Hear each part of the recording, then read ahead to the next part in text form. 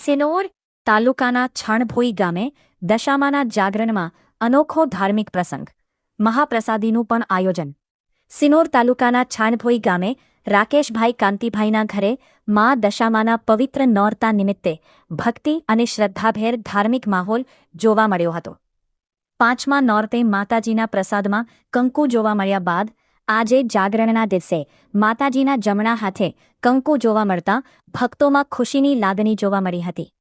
માતાજીના જમણા હાથે કંકુ જોવા મળ્યાની વાતની જાણ થતાં ભક્તોમાં ઉત્સુકતા જોવા મળી હતી। ભક્તોએ માતાજીના દર્શન કરી ભાવપૂર્વક પૂજા અર્ચના કરી હતી। સમગ્ર પ્રસંગ દરમિયાન માતાજીના જયઘોષથી વાતાવરણ ભક્તિમય બન્યું હતું।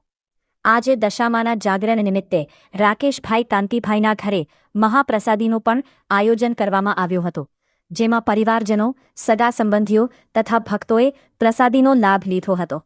વંદે વડોદરા ન્યૂઝ, નમસ્કાર।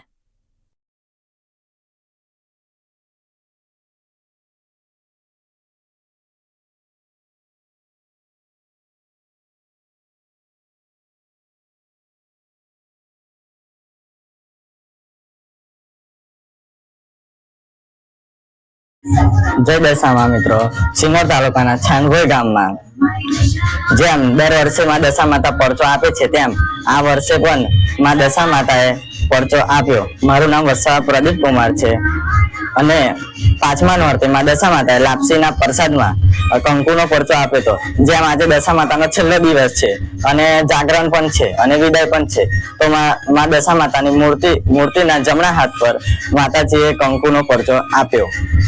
जय दशामा।